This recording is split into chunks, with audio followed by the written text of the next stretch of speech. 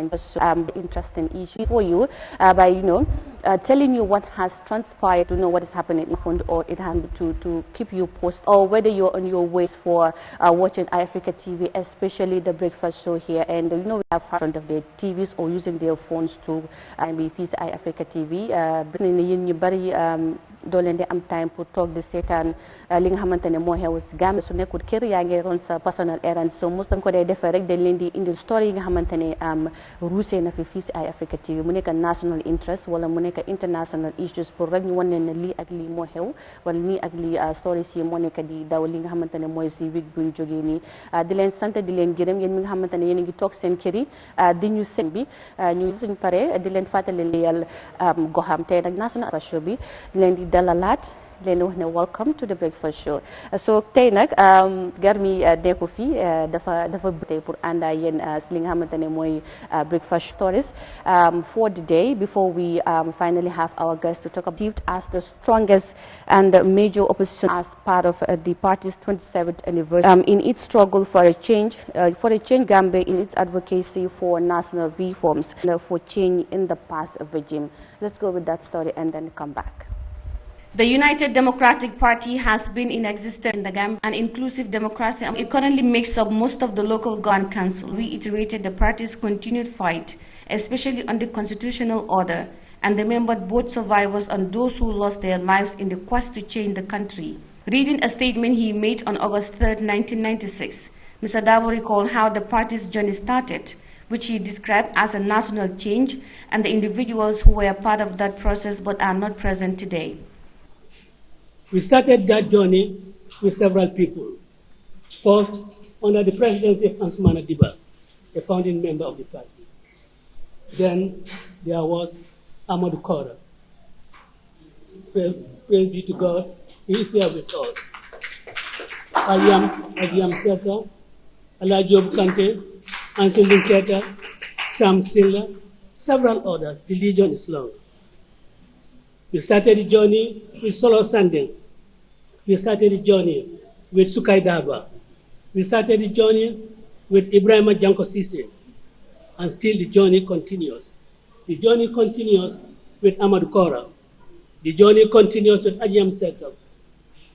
The journey continues with Lamin Mani. The journey continues with you, the ordinary Gambians. A journey to install true democratic government in this country. Many believe that the Gambia needed a new constitution to change some of the laws and clauses that they think is a suppression of democracy and good governance. With the latter, the Yellow Party leader said that the main fight and goal of the party was for a good constitutional order. Our quest has always been for a good and proper constitutional order. A constitution that is responsive to the will and aspirations of the Gambian people. That has been the hallmark of our struggle. It was in the bid to install in order to restore sanity in this country. A one-time Vice President and Foreign Affairs Minister under President Adam Barrow's government, Mr. Davis said the party envisaged a... We have stated in our opening statement in 1996 that we want a prosperous Gambia. A prosperous Gambia can always undedicated person, entrusted with responsibility. We have seen what is happening in this country. 2011 and 2000 as it has participated since 2017 to date. The UDP has chapters across the globe, including in the United Kingdom, Finland, Europe, the Middle East, Angola, and the United States of America. Though the party is yet to have the presidency, many predict that the Yellow Party may claim the presidency in the 2026 elections. Yahya CHAM. The United Democratic Party Day on Liberation Day, it was a statement delivered by the party's Secretary General and leader as well, who is lawyer Usainu Dabo, and few members of the executive as well as some party militants at their bureau in Manjai Kunda on Tuesday. So, study by United Democratic Party, the UDP, ñom am nañ li nga xamantene moy 27 years depuis buñ faxé ko wala depuis buñ sampo ci atum 1996 ba léegi am nañ 27 years mu nekk loo xamante ne lu am solo la pare parti leader bi tamit dafa wax ne lu taxa UDP jóg mooy am Gambia bu change Gambia boo xamante ne dina free from corruption ak yi nga xamante ne mu ngi xew si dëkk bi comme ni ko party leader bi waxee foofu noonu ca Manjai ci talaata biñ romba nii still now we are going to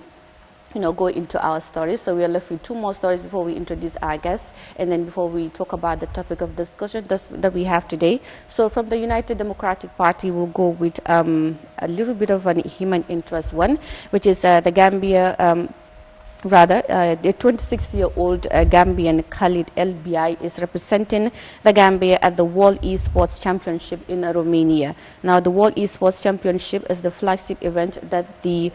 gaming community around the world awaits with anticipation and excitement as well. So the championship is an annual multi-event. 16 teams from both Mobile Premier League and non-Mobile Premier League regions will lock horns, and each vying for a significant portion of the impressive 9 games are popular among children and adults who usually play them as leisure activities. A 26-year-old Gambian of the World Esports Championship to be held in Romania from August 29, Khalid BI will be playing the game called Tekken 7, which is a fighting game developed and published by Bandai Namco Entertainment. He gives more details of the game he will be playing in Gambia for the first time in the Esports Championship. Actually, this is a kind of Olympics for the gaming like community. So the game is actually called Tekken 7. So actually, it's a fighting game. So where actually the goal is for you to reduce the health of your opponent to the lowest in order for you to win. And actually, it's one of the most popular fighting video games out there. For as long as I can remember, I've been playing this game. Ever since I was a kid, I used to play this game. I used to remember when my dad first time bought me my PlayStation 2, and one of those games that came with the console, with the PlayStation 2, was the Tekken game. So I remember me playing this game for like hours and hours, and I can say ever since I was a kid, for as long as I can remember, I've been playing this game. Khalid said this is not his first time to participate in esporting games on Tekken 7, but it is his first international participation, important to him. Actually, in an international competition, that's my first, but in a local competition, it's not. Actually, when I was in Egypt, back in 2019, I participated in a Tekken tournament in Egypt, in an Insomnia, I think it's Insomnia or Insomniac gaming festival in Egypt. And I participated there. I didn't win, unfortunately, but this is going to be my first international tournament. Actually, not that I know of, but I can say the Gambian Esports Federation, they know about it, but they're the only ones that know about it. But I can say what I'm expecting out of this, I can say I'm totally not higher in my expectations, but I'm also hopeful that I'm going to do my best and win. And The president of the Gambia Esports Federation expressed delight for the Gambia being represented for the first time in the Esports World Championship. The Esports Federation is first of its kind in the Gambia. As we know, digital sports is taking the market as we stand. So the Gambia, being a federation under the African Confederation of Digital Sports, which has its headquarters in Casablanca, it is indeed an honor and a giant privilege to represent the Gambia for the first time at the international arena with our player Khalid LBI, who is going to play the game of Tekken 7. 16 countries will cross swords in the land of dawn for glory and the largest share of the $100,000 prize pool. The 15th International Esports Federation World Esports Championship will put the best Mobile Legends Bang teams on display. Khalid will be playing against Monaco, Pakistan, Romania the host, Guadeloupe and the Republic of Korea. For Eyeafrica News, ICTBI Kujabi. Well, that is Khalid LBI, a Gambian who is representing the Gambia currently on these e-sporting games in Romania. That is the PlayStations, as we locally call it. So this is the first time the Gambia is being represented by Khalid, in these international games. So Khalid will be playing with different international teams like Monaco and then the host Romania and other teams, for him to be to get there to the bottom and to be part of the $100,000 that is put at stake. The stories we have today is the Gambia police forces arrested 5 suspects in connection with the notorious online scamming AL and WISM. So recently the AL and WISM groups are making rounds in the Gambia as the owner jewel.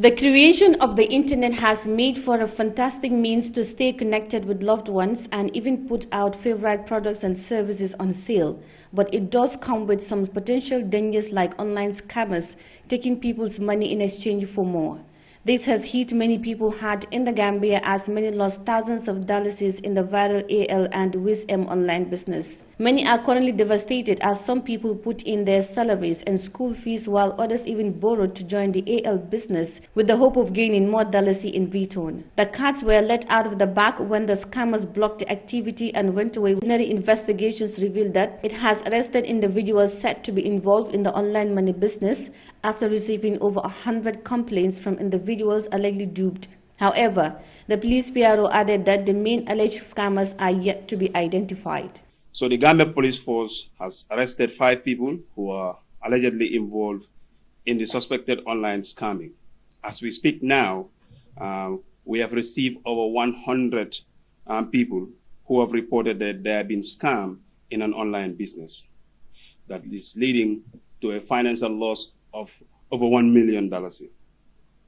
The alleged scammers are not identified yet. In other words, the original alleged scammers are not identified yet. The police spokesperson said that the initiators used Gambians to handle the business, whereas they hid behind the scene to hide their identities. However, they operated in a pyramid scheme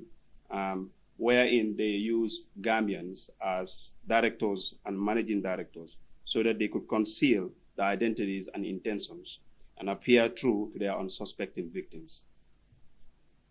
This complex financial scheme involved multiple layers and ultimately led to funds being transferred to a Binance wallet address that's linked to the alleged scammers. They claim that they are working with global giants such as Alibaba,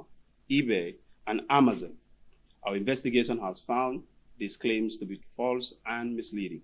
Spokesperson ASP Dabo also explains how this activity is being handled, which to some extent appears or sounds unreasonable. In fact, it is also a part of our investigation has revealed that the app that was built was not even built in India. It was instead built in China. So we are not able to identify who are the exact people who are here, who are behind this scamming. The fraud unit is doing a lot of work with the Interpol department and with other police units in the Gambia that are responsible for these processes. And we are hopeful that we will be able to find some facts, more revealing facts around this matter. According to individuals who are using the AL and WISM app, one can register up to 5 people at the same time. The more money one invests into the business, the more he gets either daily, weekly, or monthly amount of $12,000 or more. As the investigations continue, the police are yet to locate the real dealers of this online money business, saying that even the Gambians hired to run the business don't even know the original dealers. Reporting for Eyeafrica News, I am Yahya Jammeh. Yes, so I think this story is actually making rounds in the Gambia, both urban and also in rural Gambia, because, you know, the AL and then the WISM money, you know, online money activities has duped a lot of people at thousands of dollars, you know, after the real initiators, you know, the unknown initiators, according to the police, ran away or blocked the app, you know, whereby the members here in the Gambia could not even have access to, and this has prompted to a lot of people losing their monies, you know. Some people actually, you know, according to reports, invested their monies, like for example, their salaries, they hold salaries into this AL and then WISM business. Others, you know, take their school fees, others even borrowed the money, according to this, as we have heard from the story, just to get into this AL business and also the WISM, all in the pretext of getting more. So the more you invest, the more you tend to earn at the end of the month or on a weekly basis, according to the AL people and also on all that thing. So the people that we have arrested are, you know, the real dealers, you know,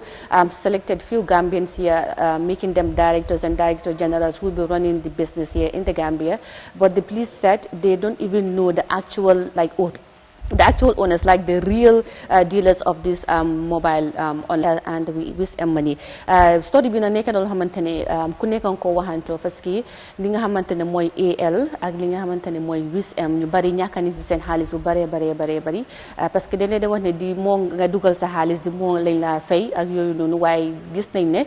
last week ñi nga xamante ne ñoo créé toon groupe bi maanaam real owners yi dañ daal di block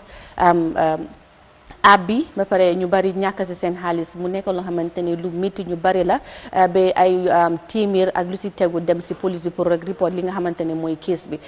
fu nekk na si foofu lañ toll waaye ba tey police yi ñu ngi def seen investigation pour gis na rek daal naka la ñoo safara li nga xamante ne mooy AL ak WISM bi.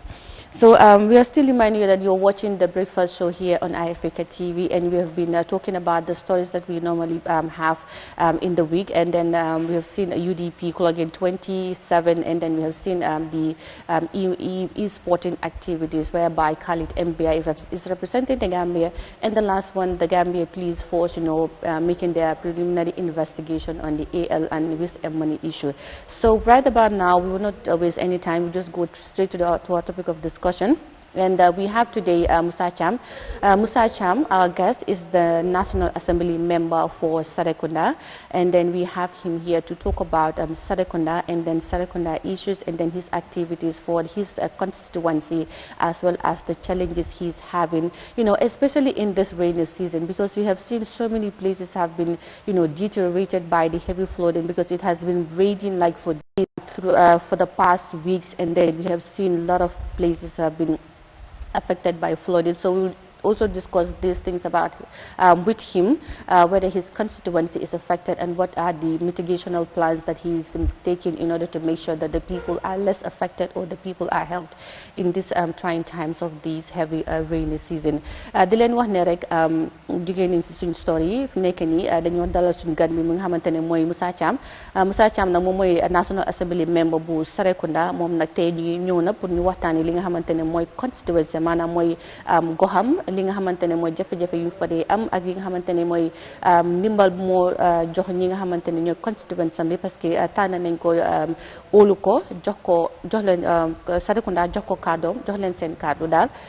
ñu jox ko seen kàddu pour rek mu toogal leen fële ci pencum ndawi réew mi muy National Assembly members National Assembly bi. Moom nag tey moom lañ fi am tey pour rek ñu waxtaane li nga xamante ne mooy Serekunda ak li xew Serekunda ak li nga xamante ne moom la fa développement yooyu noonu la fa am pour rek ñi nga xamante ne ñoo dëkkee Serekunda. ñu nuyu ko di ko dalal. Honorable, good morning, and ñu la sant di la dalal fii nii ci breakfast show bi. Bàyyi la nga nuyoo. Yeah, good morning. Asalaamaaleykum madame Thiam, mu la nuyu. Di nuyu tamit ñi nga xam ne ñoo seetaan. Di nuyu it seen staff si as well. kooku mooy MUSA CHAM. MUSA CHAM ñu laa dalal si programme balaa ñoo dem si topic bi si biir topic bi toogoon nga fi ñu ngi waxtaanee li nga xamante ne mooy stories ñu fi am nañ fi li nga xamante ne mooy Khalid MBI mu nekk ndaw boo xamante ni ne Romania tànn nañ ko fii nii si Gambia bi pour rek mu dem represent leen si e-sporting bi muy PlayStation yi mu nekk loo xamante ne first time in the Gambia la. bi nga gisee story bi lan nga si jàngat? li ma si gis mooy ne jàngat la. lu tax mu nekk jàngat mooy waa ji Mr BI bi moo dem si airport bi demut ngir leneen waaye dafa dem ngir réew mi amee flag yi Gambia, te su demee ñu ngi koo gisee ñun ñu nekk fii ñu ngi koo gisee ne Gambian la, doomi Gambian la, te loolu moo xaw a na sax fii si suñ réew mi. so loolu nekk na jàngat bu rëy. so ñuy wax ne rek na nit yi bàyyi xel ne kenn ku si nekk doomi réew nga, doomi réew moo am solo. so loolu mu nekk jàngat bu rëy. ba pare tam gisaat nañ si tam leneen li nga xam ne nit ñi wax dëgg ne yàlla ñu ngi jéem, parce que kii soo ko gisee di Mr BI am quite sure ne moom si boppam moo dugal boppam si yim nekk nii ba li mel ni feeñu ko si. waaye réew waroon naa indi ay community centers su nga xam ne dinañ engage youth si more, su ko defee dinañ produce more of this Mr BI. yes parce que lu bari sa PlayStation yi dañ ko lay gisee ne comme xale yi dañ fa dee dem comme di waste seen time ak yooyu noonu waaye tey ki nga xamante ne mooy Khalid moom tey mu si njëriñoo ba di dem di represent Gambia outside pour rek li nga xamante ne mooy PlayStation yi kon dafa mel ni ne PlayStation yi mu ngi yield dividend daal. waaw that's very good pour nga am these PlayStations waaye li ñoo wax mooy soo nekkee si a disorganized society nothing is organized so di nga gis ne dina am ñi nga xam ne nañ ko jëfoo si anam boo xam ne du nekk anam bu jaar yoon waaye li ñoo wax mooy soo leen organise nga am community centers am mentorship programmes teg fa ñi nga xam ne dinañ leen guide dinañ leen counsel so di nga produce youth su nga xam ne they will be very productive in society. exactly mu nekk loo xamante ne lu am solo ba tey balaa ñu dugg si topic bi gis nañ li nga xamante ne mooy AL ak li nga xamante ne mooy WISM app bi di moo ngay invest di moo ngay am xaalis so ndekete it's all loo comme daal lépp daal scam la woon comme ni ñu ko dee waxee bu scam si daal bu ñu xamee ne am nañ liñ ba pare wala am nañ liñ bëgg si lañ daal di dem ba pare block li nga xamante ne mooy app bi ñu gis na si ne nag Gambians yu bari ñàkk nañ si ay thousands of dollars yi ba waraloon police yi tamit jël si seen jéego pour gëstu mbir mi comme ni ñu ko waxee comme ni ñu ko gisee si story bi noo ko gisee. waaw loolu yëpp tamit dafa nekk li nga xam ne ni ma ko mën a waxee na kaddu bi du rafet mooy ne gis nga soo buggee lu bari daf la dee lor nit ki da nga war a doylu si li nga am lu ndaw loolu nga am nga manage ko dafa mel ni rek comme karta understand so yooyu yëpp da nga bëgg a teg lu bari lu ndaw am lu bari soo demee si suñ street si in Serekunda Pundung Dipakunda areas yooyu yaa ngi xale yaa ngi lal seen taabul yooyu di ko fa def lan la nguur di def ñun bi ñoo nekk ak kansulo indi woon nañ ko si council bi waaye mënuñ woon a am support from the municipal police and the central police so mu nekk li nga xam ne lu doy waar la waaye lii yëpp li ma la wax ne rek say youth si once they are disengaged so seen xalaat du dee sori du dee màcca yaa ngi understand dafa mooy waral lu mel nii da ngaa neexan na parce que amuloo bunta bu nga xam ne war nga faa mun a dem am dara so da ngaa gis ne lu ndaw loolu nga am kuy neexan nax nga pour multiply ko so ñu ngi dénka nit yi ne nañ leen doylu si lu ñu am ba pare xam ne rek ñuy use suñ creative genes as well engage into other things like these small businesses ak yooyu moo gën a secure daal dan nga dem online or dem si these gambling sports we are seeing it all over almost all of the country most of the Gambians now they have turned to become gamblers. Okay, exactly. Because we still now we come to our topic of discussion because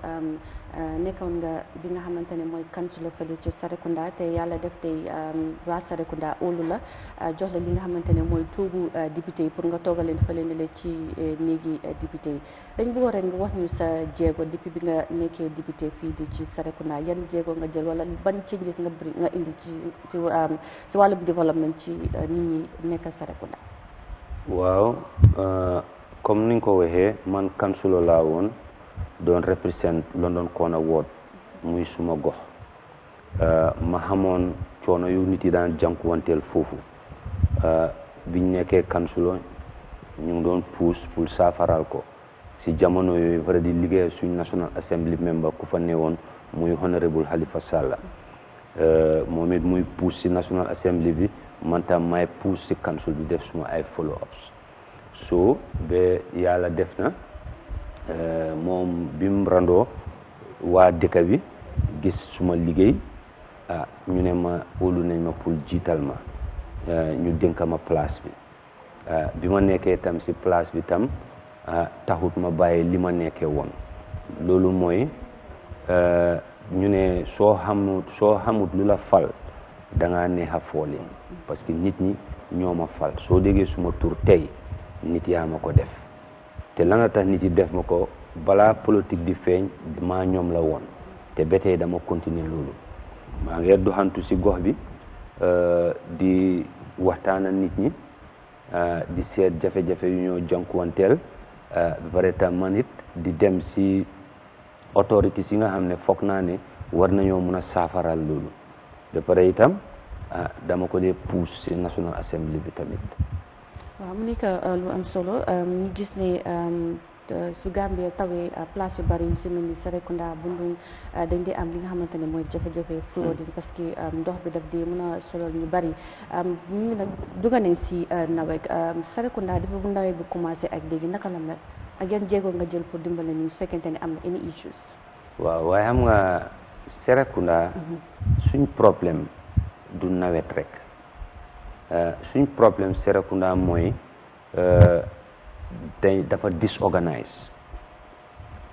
Serekunda li moo contribute si government revenue dafa bari torop waral na ba nga xam ne you can see in our street soo demee suñ mbedda yi Sere Job Avenue am na koñ yu bari fu mu ne nii rey nañ ko yëpp jaaykat yaa ngi fa toog di jaay xale yi su ñoo dem school ñu ngi mbokkantee cycle ñu ngi mbokkantee rider yi ñu ngi mbokkantee borom moto yi ñu ngi mbokkantee waaye ñu nga xam ne dañ am feebari xel am na ñu nga xam ne sa démb am na fu ma toog ñu ne ma waa jële jigéen yi la dee dóor ak xale yu ndaw yi soo waxee mu ne xelam neexut yaa ngi understand soo waxatuñ yëfi drain si bi ko yaa ngi dajale ñaata juney nit mbiri mbalit bi understand suñ storm drain si mooy gota yi fi nga xam ne foofu la ndox yi war a dem ana garage te lii yëpp nekk na li nga xam ne nguur moo ko war a toppatoo waaw soo seetee fu mel ni Serekunda suñ fa defoon ay malls si marché bi garage boobu noonu mun nga faa am marché mun nga faa am garage ba pare nga decentralize dem yeneen areas nga create fa ay malls façon yu marché yu am nii dafa xeewi bu njëkkaan ba marché mooy fi ñoo jaayee lejum ak ay jën ndawal ak yu sew lii mooy woon marché waaye muy ñëw because dafa gaadan ay nit yu bari so ñu bari tam ku am lu mu jaay ñëw sa marché ba ba dem na ba nga xam ne fu mu ne nii mbir mi jéggi na dayoo koñ yi foo dem yëpp a ngi fees tepp te ñooñu ay gox lañ jógee so ñu ngi wax ne nañ promote you know these malls and shopping centers because soo ko seetee légumes yu ñu bari dee jaay understand loolu benn store rek mun na koo jaay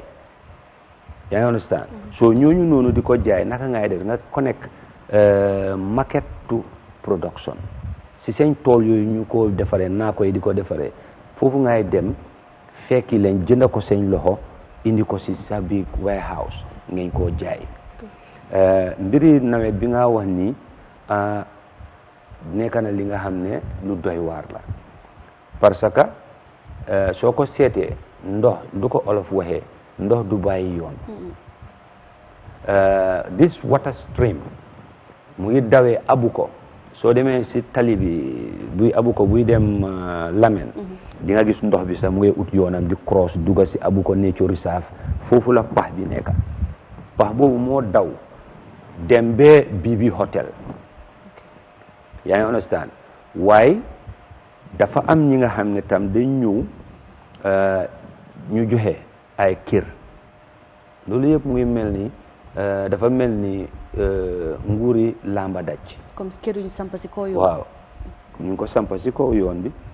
te am na authorities yu nga xam ne ñoo leen war a authorize pour ñu samp ko physical planning is there dafa mel ni yii yëpp yuñ bàyyiwutoon xel la ba tey jéggi na dayo ba tey tamit bàyyiwuñ ko xel te suñ ko bàyyiwul xel dafa indi loraange te ñi dëkk foofu noonu ñu ngi fay naamo ay doomi réew lañ te niñ fa dëkkee uuru soo demee taayele maa ngi waroon suma gox ndox bi dafa embe si seen ndiga yi amoon na ay jamono am na ñu fa ñàkk seen bakken te loolu tam waxoon nañ ko si National Assembly bi wan naa leen ko duñ leen gis ba yu mel ni su amee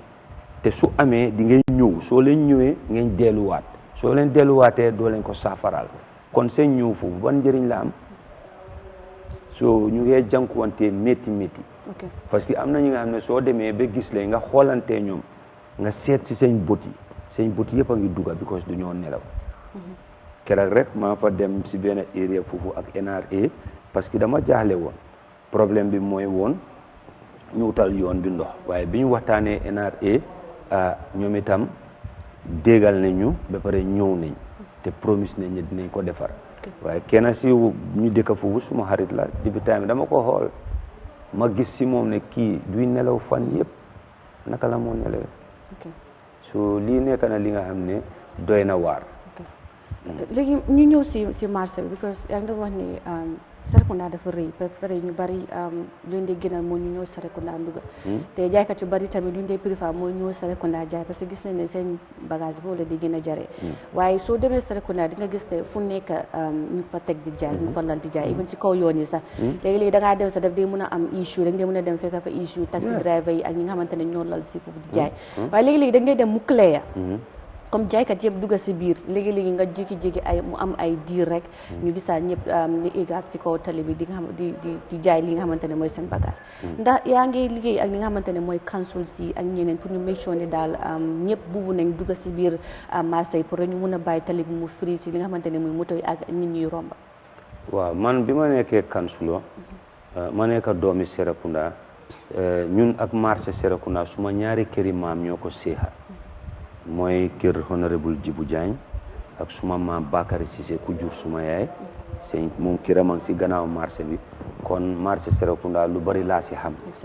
bi ma ñëwee as a councilor maa ngi doon puus waaye tamit gis nañ ne councils dañoo nekk councils bi ko xaj na yaaxu bi fi mu dooree du woon ñun during our time waaye ñun tam during our time dañ seetaan soo duggee biir marché comme nu ma la ko waxee dañ ko joxe yëpp ay cantine fata ko ba nga xam ne seet bu nga xam ne foofu la jaaykati jën yooyu doon nekk ak ñeneen dafa dem ba nga xam ne dafa lëndëm a big space moom fa so li ñoo wax mooy council in the name of revenue generation ñuy allocate ay cantine si kaw yoon bi understand ma di nit bàyyi nit ñuy lal si kaw yoon bi di collect daily fees understand ma so liñ war a def mooy dañ war a make sure ne marché bi ñëpp dugga nañ fa wala si yeneen gox ak goxaan suñ gisee space ñu ngi gis ay nitam koo def ñu ngi jënda bayal consultant mun na moo jënda béréb understand def fa nit ñi su ko council mënut tam central government ñoom council because loi yi nga xam ne moo tënka council bi dafa ne council mboolem lu moo def dafa war a nekk in consultation with the responsible secretary of state nañ toog ak ministre bi nguur gi tam nañ toog ak nguur bu ndaw bi seet lan nga xam ne council si mun nañ koo def ak lan nga xam ne council yi munuñ koo def ñoom ñu take over ba pare yi nga council yi mun a def ñu support leen di leen jox seen subventions soo ko seetee council suñu am indi Gambia here KMC moo dee gën a generate revenue is about 200 million but 200 million soo ko seetatee understand ma du loo xam ne war naa mun a defar yum war a defar yëpp so dañ war a map out central government nañu woon lanaay di highways lanaay di secondary roads yan mooy responsibility of the council jël ko ñoom it luy seen responsibility ñu jël ko su ñëwee mbiri support council di leen jox seen subventions tamit pour su ko defee nañ mun a tabax ay place yu nga xam ne nit yi nañ fa mun a duga seetal si biir nawet bi rek jën yeeg yooyu fu ñu koo jaay demal around Tipa Gara si suuf lañ koo lal si ndox bu tilim boobu noonu lu nekkaa fa yooyu yëpp dafa am some health implications te nguur da nga war a toppatoo say doomi réew doomi réew yooyu yow fi nga toog noonu tey keneen mooy ñëwaat toog fa pour saaf la so yow whilst you are there understand da nga war a set a standard bi nga xam ne at least dina indi jàmm ak yokkute si nit ñi. still ñu ñëw si marché bi parce que marché bi dafa nekk loo xamante ni dafa am solo ba pare bokk na ci marché yu gën a rëy ci Gambie bi fii nañ wax loolu waaye dañ dee gis ne comme su taw bi tawee comme na ko waxee mbalit yi dafa dee nekk ba pare ñu bari dañ dee wax ne council gisuñ leen ñu ne National Assembly member bi sax xam nga suñ ko gisee tey duñ ko gis ëllëg ndax lan comme naka nga jàngatee comme waxin yooyu noonu daal ñëw ne waaw gisuñ suñ parliamentarian bi wala lu xam nga lu ñu waxoon ne defuñ ko ak du nga ne fii génn na fii xam nga rek issue yooyu noonu te en tant que yow nga nekk National Assembly member naka nga nekk di def pour jàppale dégg la council bi am nañ si wàlla li nga xamante ne mooy central government am nañ si wàlla waaye National Assembly member bi ak li nga xamante ne mooy council bi ñoom itamit am nañ si wàlla pour gis nañ ne rek lépp lu ñu waxoon seen nit ñi maanaam def nañ ko léegi ban jéego nga nekk di jël pour make sure ne dimbale nga waa marché bi su nekkul comme like a permanent solution but just a temporary one pour rek ñoom ñu mun faa toog di jaay te duñ am mbalit boobu noonu pare ak seen health tamit dina si am solo. waaw mbiri mbalit yi moom depuis bu ma nekk council def naa si jéego bu rëy ba pare itam man moom si mbedda bi laa dee toog waaw si mbedda bi su ma toogee ba si kanam ma dugga si nit yi maa ngi dem si nit yi dugga di génn waaye comme ni nga ko waxee marché bi responsabilité bi dañ ko teg jox ko council bi so kon council si ñoo war a toppatoo marché yi comme li ma la wax marché bi is full to capacity is overloaded with people óorut sax man bi ma nekk ak council mus naa la ñuy wan ne ne leen jël a manifest of all the vendors for security reasons. For instance, if something happens there today, na ngay mun a xamee ñana fa nekkoon ñoom jaaykat yi te there is no inventory bi nga xam ne buy wane ne stall number 1 nangam naa ñi faa jaay yëpp seen tur a ngi nii bés boo ko defee di nga gis ne jaaykat yi bari nañ fa lool so jaaykat yooyu noonu yow yaa nekk di comme suma council la suma municipalité muy KMC nga seet naka nga la ñuy tasaaree si biir dëkk bi time la rek with time nit yi dinañ ko miin sooy jaay marchandise foo mun di nekk rek su nit yi xamee li nga jaay dinañ la fekk si so yii nekk na yi nga xam ne pare mbiri mbalit su ñëwee si mbiri mbalit tam soo demee nga gis yenn bitig yi on the highway amuñ biin yii nekk na li nga xam ne tam dañ ko war a jàngal suñ nit yi dañ koo def sax te foog nañ ne is something right fekk sax understand nga ma ñoom xamuñ lu ñoo def soo demee in some of the drains even si water stream bi di nga gis keroog ñu fa demoon xale bu ndaw 12 years old ñu ngi ko jox saaku muy tuuri loolu si boor si mbalit bu si naka la tudd water stream bi xam nga yu mel noonu da ngay wax so we need more sensitization as well so yooyu yëpp nguur bu ndaw bi muy di councils ak nguur gu mag gi ñoo ko war a def ok so yaa ngi am this idea boo xamante ne nga ne comme dañ war a tasaare marché bi ñii ñu yóbbu leen fii ñi yóbbu leen fële pour gis ne marché bi am na space comme na ko waxee marché Serekunda dafa overcrowded parce que ku nekk ngay jaay foofu ku nekk bëgg naa jaay foofu noonu ndax with this idea that you have ndax yaa ngi ko yóbbu ci council bi pour ngeen gis ne ngeen boo collaboratively pour gis ne marché bi decongest nañ ko pare ku nekk tamit di nga jaay ba gis sa bopp tamit waaw xam nga naka laa ko mën a yóbboo si council mooy ne rek in the form of advice now I'm no more a councillor but the time that maa ngi nekkoon a councillor when it comes to market issues su bokkee si agenda bi dama daan advance suma ideas ba pare itam xaj na at the National Assembly su ñëwee si adjournment debate war naa koo mun a dugal foofu noonu amoon na time tamit wan naa leen ne ak parliamentary question laaj nañ ko ministre bi ñun space is not our problem seetal fu mu ne nii abu ko area boobu there is a vast land mooy fu kasu yi nekk area yooyu and I believe ne bu nguur bi la yaa understand ndax foofu mënuñ koo def a car park moto yu war a dem West Africa Dakar fu nekk ñëpp ñu dugal leen foofu xam nga disorganisation bi sax dafa am impact in the mindsets of our people Gambia ni mel nii dafa tax sax ñu bëri dañ gaaw xool they are no more tolerant understand because lu ne mbiri forcé la understand lii yëpp lu ko waral mooy disorganisation a disorganized society lii yaa ngi am car park yaa ngi am a proper well organized market and established transport system yii yëpp du am soo demee si yeneen dëkk yi ñun dañ dee tukki ñoom tam ñi nga xam ne ñuy foofu noonu si yeneen place yi dañ dee tukki gis nañ naka la dëkk yooyu demee fii ngay toog ku nekk ngi yuuxu si mbedda bi ñu ngee saaga nga gis ay nit ñu ngee xeex di dóorante loolu naka la xale yi lan la si xale yi di jànga doy na waar amoon na benn time def naa benn proposal ma ne leen nawek fi mu nekk noonu si coopérative léegi coopérative dem na ba nekk a commercial center. Exactly. Léegi soo relocate Nawek yóbbu leen beneen area comme Kamalo yéen a ngi ko gis yooni Banjul place yooyu yëpp ñu ngi ko jaay ay private individuals soo demee on the Batil Harding highway yëpp ak lands la jaay nañ ko ay private individuals te ñoom nguur gi si boppam am nañ office yu nga xam ne dañ ko loi ñu ngi luwaas amuñ place te yii yëpp bokk na si la comme Batil Harding highway would have been a very ideal place pour yu mel noonu pil fa ay stalls big shops su ko defee ñi nga xam ne ñu ngi am business si mobile téléphone ñi nga xam ne ñu ngi jaay fashions nekk si Serekunda market bi you can bring them to those places nga xam ne dina nekk an organized society waaye déedéet suuf si dañuy jël di jaay alal jooju anam fan la moo dem doy na waar si comme si sa waxin daal nguur gi war nañoo seetaan naka la ñoo doxalee ci li nga xamante ne mooy réew mi ak li nga xamante ne moom la nit ñi yelloo daal waaw mooy li ma moo tax biñ déglu fii o ñu déglu fee yeneen parti suñu leen déggee ñuy wax struggle ana struggle fan la struggle am struggle bi jeex na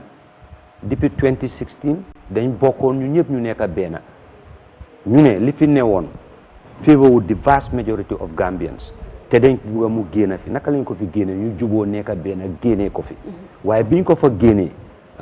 ñoom wécceeku ñorut lañ woon lu lañ ñoroon mooy ay place ku nekk gis na ko fi soo tey bul taxaw fii di ñu wax ne struggle lan ngay struggle yow xanaa da ngaa struggle pour lu la sut ndax lu sut di people 2016 di MOU gis nañ fi gars yi disregard ko te MOU boobu lan la indi woon mooy system change ñu wécc suñ doxalin as Gambians as a country soo seetee Gambia dafa mel ni mooy ci réew yu gën a dellu gannaaw wax dëgg ne yàlla comme yaa ngi ko fee gis loon nit ñi ñu ngi jël seen alal di ko ñu ngi la ñeen nax ñu ne ñu ngi ko dugal si te alal jooju mënu ngaa ibi business waaye nga dem jox ko benn nit kooku luubal ko so système bi moo war a change ñu ne ñaar ñooy jur xale waaye gox gi yëpp a si war a bokk ànd yar ko parce que xale boobu noonu su demee ba am njëriñ ñëpp la moo njëriñ du njëriñ waajuram yi rek su mooy li ñoo wax réew nag soo ko ut sa xol dafa war a nampa si xam-xam ak yërmande waaye su dee ne yow sa boppa nga gis ak sa njaboot su boobaa dangay waaru gis nañ ne tamit comme am loo time parce que yaa ngi am yeneen other engagements waaye dama la bëgg a yóbbu fenn tuuti rek muy li nga xamante ne mooy waxi taataam because gis nañ ne Gambia amuñ constitution bi amul term limit foofu noonu te bu yàggoon gis nañ président bi génne ne li ma leen defoon 2020 loolu laa leen du ko laa leen def 2026 ñu bari nag taxaw ne naam dafa dem taataam waaye ñu bari interprète woo xam ne président Adama Barrow taxaw na pour pare na pour taxaw li nga xamante ne mooy 2026 presidential elections bi nga déggee remarque boobu noonu yow lan nga si jàngat bi ma ko déggee man nekkul lu nga xam ne lu ma jaaxal la ok lu tax soo gisee jaaxaluma mooy suñ ñu bëri di ut nguur wala di ut réew utuñ réew mi pour jagal réew mi comme ni ma la ko waxee rek 2016 parti yëpp a bokk nekk benn ñu génnee ko fi ñu am a coalition président National Assembly ñëw ku nekk beru dem boppam loolu lan la woon looloo sampal li fi nekk nii ba pare politique yi naka la ñoo defaree réew mi suñ marché bi gisatuñ naka la dee mel nawet gisuñ num dee mel yoon yi gisuñ nu ñoo mel lopitaan yi kenn gisul naka la lopitaan yi dee mel school si kenn gisatul ko lan lañ gis rek mooy maa téye place bi yaa ngi understand maa téye place bële kële nekk lii suma parti ñoo uppale toogu fii ana mënul tey looloo fi sampa ku fi nekk politique bi nekk politique yi xasante politique yi saagante politique yi ŋaañante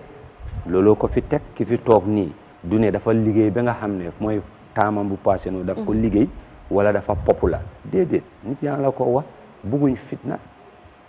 moo tax te moom ñu ne borom jaama la moo tax ñu jox ko suñ karta yi kon dafa mel ni li fi am ëppa doole réew mi ñoo ñu ko teg foog ñu xalaataat foog ñu seetaat suñ boppa laaj suñ boppa ba pare laaj nit yuñ wóolu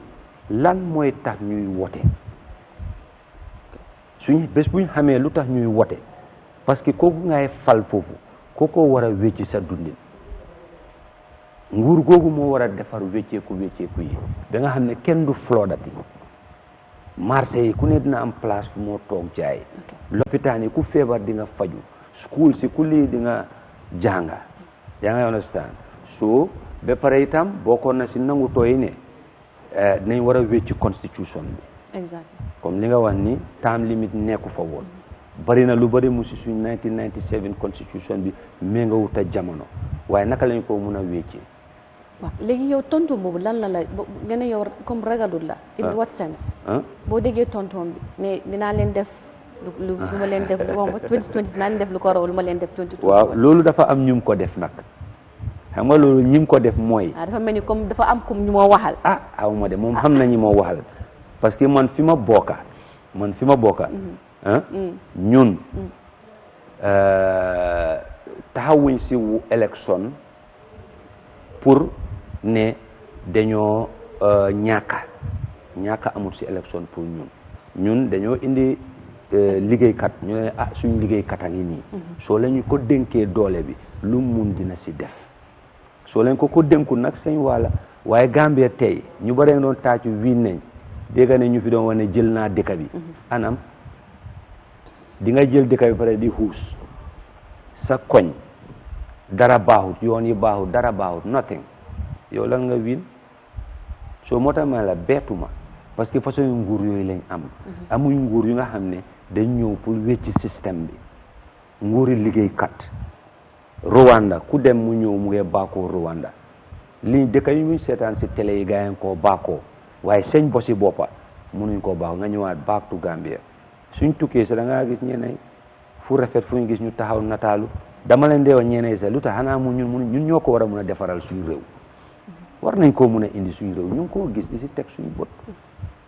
loolu mooy politique. so la nga fa ne moo nekk the national issue bi nga xamante ne Gambia pour ñu développer ko dina jël time. What do you think is the problem? Is it the leadership? Is it the people? Is it what? waaw leadership dafa important moo dee lead the struggle yaa ngi understand mooy emancipate the people. That leader dafa war a am ideas of how to build a society fit for purpose. Then mu am teamam yaa ngi understand ba pare mu am love for country mu bugg a réewam bugg a nitam yi bugg a boppam loolu su amee rek réew mi dina dem kanam waaye loolu su amut dafa jafe lool parce que loolu yëpp comme awareness building daf si bokka suñ rajo yi suñ télé yi waroon nañ di waxtaan mbiri doomi réew even mbiri elections looy ragal sa nit yi dañ war a xam si lu ñoo bokka civic education anam foo koo dégga doo ko dégga fenn soo kon nit yi dañ dugga si lu nga xam ne xamuñ ko rek dañoo taacu rek feeca indil nañ leen maalo indil nañ leen lii maalo boobu gaa yi lekkoon moo indi coono buñ nekk ni tey ñun ñu ngi laa wonne la géej bi ñun ñoo ko moom suñ bos la lana ñoo tere ñu jël ay saxaari bato yuy nappa def ko fa ndax suñ xale yi kon duñ mun a éeg si gaal yi di liggéey di ñëw di ko indi lii ñu ko jëfoo lii ñu ko export mu ñoo indil aleel suñ géej bi ñoo ko moom recently ñu ngi demoon China ak lots of National Assembly members we were almost 30 gis nañ ko da ngaa gis skyscrapers yi si diggante yi faro maalo yaa fa nekk te ëpp doole maalo boobu yëpp mooy li gaay di indi fii te ñu ngi ko am lanañu teree jëfoo loolu mu nekk lu am solo ba tey rek mu yóbbale tuuti si moto yi parce que li nga xamante ne bu moto yi ñëwee coow li bari na moto yi seeru National Assembly members yi waruñoo am façon moto yooyu waaw war nañoo am moto waaye warta nekk comme lu seeree ñu ku nekk waaw macha allah am nga for the purpose of clarity yow soo laalutoon loolu sax dinaa fa laal all those are policy issues ak budget constraint mooy li ñoo wax nii National Assembly bi ñaari banxaas la da nga am National Assembly Service nga am di National Assembly mooy the speaker ak assembly members understand National Assembly Service is an autonomous institution dañ am seen doxalin nguur gi suy defar budgetam di ko partager ministre si département su nekk under dem understand ku nekk da ngaa present sa budget wane lii ak lii ak lii nga bugga pour National Assembly tam dégg naa ne dañ amoon seed money long time ago pour establish this revolving loan scheme and revolving loan scheme bi dañ ko establish for a purpose mooy lebale xam nga sooy lebale di si am profit su yàggee nag dina jur alal ju bari di nga dem ba nga xam ne yow sax di nga mun a doxalal sa bopp ba doo soxla si nguur te loolu am na soo demee justice mu ngi fa parce que man member of FPAC la ak soo demee NAO ñu ngi ko amee so during the budget bilateral ñun as National Assembly members and members of FPAC dañ dee dog we cut yenn budgets xam soo ko mënut a justify dañ laa laay waa alal bi yëpp nga def fii pour lan la lii nga ne pour woto la rek lii nga ne pour lii la rek understand ñun foog nañ ne am na leneen lu gën a important ñu def ko fële moo gën te ñun dog nañ yooyu noonu man demoon na ba nga xam ne bëggoon naa dog that revolving loan waaye after because of their justification understand ma understand but they never told me ne yëfi moto yi la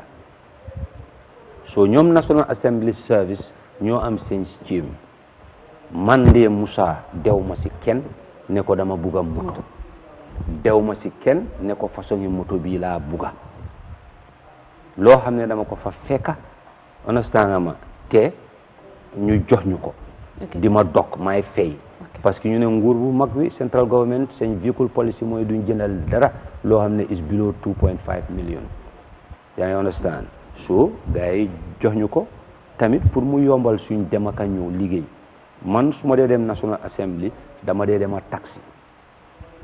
dama dee hire a vehicle all the way to Banjul su ma dee def suma constituency engagement tam dama dee hire moto I have also other projects su nga xam ne maa ngi serve the people su ma nit ñi ma dégga te dëkk biir Serekunda xam nañ ko ay bagage su ma ko yóbbu dama dee loué moto léegi-léegi si bés bi sax dinaa dem fay up to 3000 because dama dee am containers ñu nga xam ne bi amee bagage si lopitaan ak yeneen te lopitaan yi health center si ñeneen yi sax maa leen ko dee fayal seen transport so dafa mel ni honorable Musa moom tamit am na si moto yi because suñ seetee ñi nga xamante ne mooy doy parti bi members yi last time bi 2017 2018 bu moto yi ñëwee ñoom bokkuñu woon si ñi nga xamante ne jël nañ moto yi waaye gis nañ ne bii gis nañ members yi jël ko ndax dañ ko jël because of nu fa demee parce que bële it was a philanthropist who brought these vehicles for the National Assembly members loolu gënoon na tax ñi nga xamante ne ñooy doy jëluñ moto yi waaye gis nañ ne this time jël nañ ko lu mu nekk xanaa lu mu nekk half and half loan bi moo tax ngeen jël ko wala da ngeen ko jël rek just for the sake of taking it no not only for the sake of taking but dafa nekk li nga xam ne comme ni nga ko waxee xamuñu woon di source but I think ne ñoom xamuñu fa nekkoon suñu members yu fa nekkoon seen argument mooy woon ne ñoom xamuñ the source of those vehicles exactly. They need to know the source before they can decide whether to take it or not you understand but for us the source is the National Assembly revolving loan scheme boo xam ne dañ immediately bi ñëwee dañ start di ñu dog because this was something there I understand yes and we made consultation man ak suñ National Assembly member bu fa nekk muy uncle honorable Suwaibu Touré we make our consultation ak yooyu noonu seet we thought ne xaj na nothing is wrong in doing so but it can easily facilitate our operations within our constituency because comme noo ko waxee rek am na ñi nga xam ne dañoo waaye léegi-léegi mun ngaa dem fu ne ngay jaar sa nit ñi di waxtaan ñoom di diisoo ñoom di liggéeya ñoom so we gis na ne bari they express ne they do scope in the current legislature that ne comme seen poste lañ fa nekkal nekkuñ fa li nga xamante ne mooy seen constituency te yow nga nekk National Assembly member comme naka la doxalin bi mel foofu noonu ak tamit soo diggee comme comment yi nii ndax li nit ñi di wax si biti ak li nekk si biir parlement bi ndax di same la ba nit ñi di wax ne comme parlementaires yi nekkaluñ fa pour seen nit yi dañ fa nekkal pour seen poste moo tax ñu am seen moto yu cher yi xam nga ak yeneen other privileges waaw loolu am na déema ku ma ko doon waxtaanal I had an interview yesterday ku dem ba foog ne place bi yaa ko moom loolu foog naa dof passé wut loolu parce que 2027 dañoo delluwaat ñu report to our people ñu siigaat seen mandate pour ñu mën a dellu foofu yaa ngi understand so kon loolu dama ko gisee ne wax bu yaaxu la suñ nit yooyu itam duñ dof understand ku la ñee saaf su dee ne doy nañ lañ foofu noonu dinañ ñu fa yónni waat suñ lañ doyut dinañ ko jox keneen amul forcé amul dóor. foog nga ne yaa ngi liggéey boo xamante ne even tey soo delluwaatoon Serekunda sax dinañ la joxaat toogu. waaw comme ni ma la ko waxee man Serekunda saxi Serekunda la li ma wóor yëpp tam mu nekk ay liggéeykat yi réew maa ngi jéem te foog naa ne su ma diggantee nit ñi foog naa ne maa ngi toppatam tànka yu nga xam ne moom la fa suñ kilifa yi bàyyi muy si aada muy si cosaan muy si jëflante muy si demlante ak ñëwlante yaa ngi understand so su dee ne doy na lañ des na si ñoom su lañ doyu tam mu des si man. Be more so first time in Parliament, so this is your first term, and I will expecting MUSA CHAM to run for the second term if the time comes. Waaw xam nga man suma mbir mooy man even a councilor si télé laa taxaw ni waa Serekunda lonoon koo na ñu ma dégga waa Serekunda ñu ma dégga ñi nga xam ne ñu ngi bokk si parti doy ñu ma dégga man musuma dem si kenn ne lañ dama bugga ngay taxawal ma dama bugg a taxaw as a councilor yaa ngi woon sa suma nit ñu nekk foofu ñoo gis suma liggéey si jamono boobu comme ni ma la waxee jëflante demlante ak ñëwlante ak liggéey yu ma doon def te ñu xam ne si parti doy laa nekk ñu ne council election door na dañ bugg nga taxaw fa ma ne leen naa ko xalaata consult with the relevant people ñi nga xam ne war naa consult ñoom then ñu ne ma go for it, that's yours, you will surely have it, understand ma. And then ñoom PDOIS community boobu noonu ñu binda to the central committee because noonu la suñ parti di doxee suñ parti du ne central committee mooy ñëw taana la kii ama ne kaay taxaw déedéet sa nit ñi ñoo la war a taana égale ko si central committee endorse ko National Assembly tam man dama saaf si council bi suma taam jeexut waaye bu parliamentary elections di jot tam ñëpp ne gisuñ kenn ñu ne man lañ gis te ñaari wards la Serekunda Lonon Kona ward ak Bartes ward suñ nit yu fa nekk ñu ne kenn ñu ne ñoom daal man lañ gis ne am di waaw best replacement for Honorable Halifa Sallah yaa understand noonu la ma gaay demoon na maa ngi doon dangal sax ak ñoom ma ne dama bëgg a jekkali suma taam as a council because am na projet su nga xam ne lu bëri dooroon naa ko council foo naa ne yéen a ngi dégg mayor bi ñëwoon na fi before the elections tudda na fi suma tur tudda na ko si yeneen platforms ba pare am na lu bëri liggéey naa ko si council bëggoon naa tam mu fekk ma jekkali ko dimbale leen guide di council waaye suma nit yi soxla kon moom moo suma boppa so ñu dar ma yàlla may ma toog te xam naa li ma fa teg so comme daal gars yi Serekunda yi óolu nañ la te soo bëggatee daal maanaam dinañ la ko jox waaw xam nga loolu yëpp dafa des si liggéey waa Serekunda duñ dof waa Serekunda macco nañ in politics parce que politiciens yu bëree fa jaar suma maam Honorable Jibu Jaan di late Honorable Jibu Jaan yal na ko yàlla jégal he was the MP for Serekunda for many years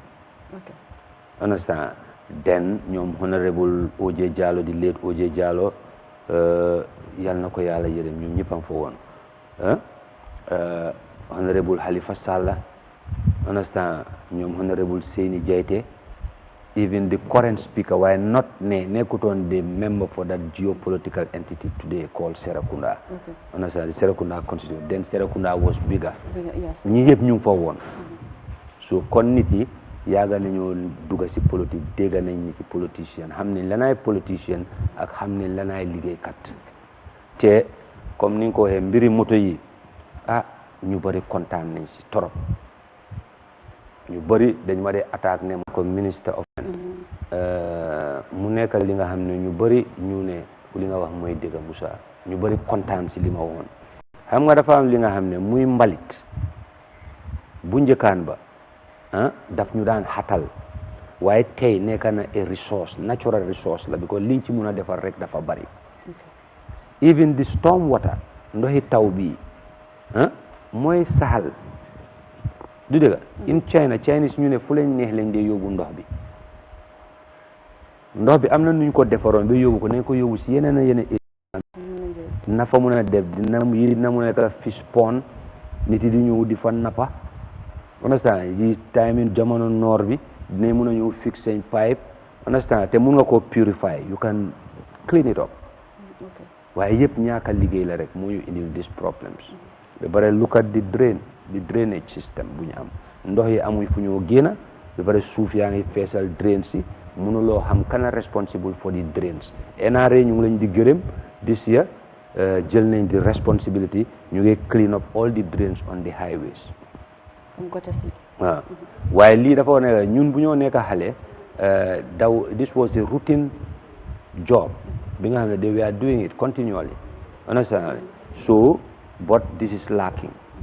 even this disasters su amee in our communities doo dee gis any sign of government presence in those communities moo tax di last time ma ne ñu ngi wax vice président te wax nañ ñu ne honorable Halifa Sallah moo amoon benn proposal with the minister for works Baye Lamin Diop jamono yëfi this water canal ñu wax nañ ñu ne dinañ ko defar maa ko doon toppa jamono yu maa nekk kansula muy woon on the ministry of works NRA ñoo ko amoon dañ war a def ay culverts mooy bridges bu jàppa Bakoteh Dipakunda Bakoteh London Corner pour moto yi di mën a romba ñu gën a yaatal pax bi ndox bi di dem maa ko toppa gars yi NRA ne ma funds am na funds si maa ko toppa ñu ne waaye léegi dañ ko shift to environment last time at the National Assembly post na a parliamentary question to the environment minister mu ne léegi mu ngi si vice président moo tax bi ma demee round ma bind ko si kayit yi ma ne vice président bi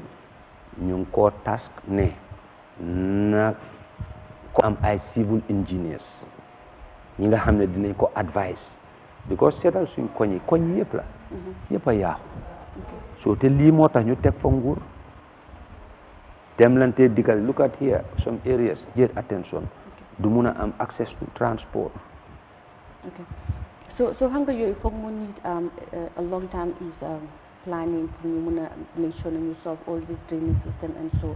but you as the parliamentarian of Serekunda constituency what are you doing in your team pour rek buñ pour rek ñoom itamit ñu mun si gis foog ne because they are engineers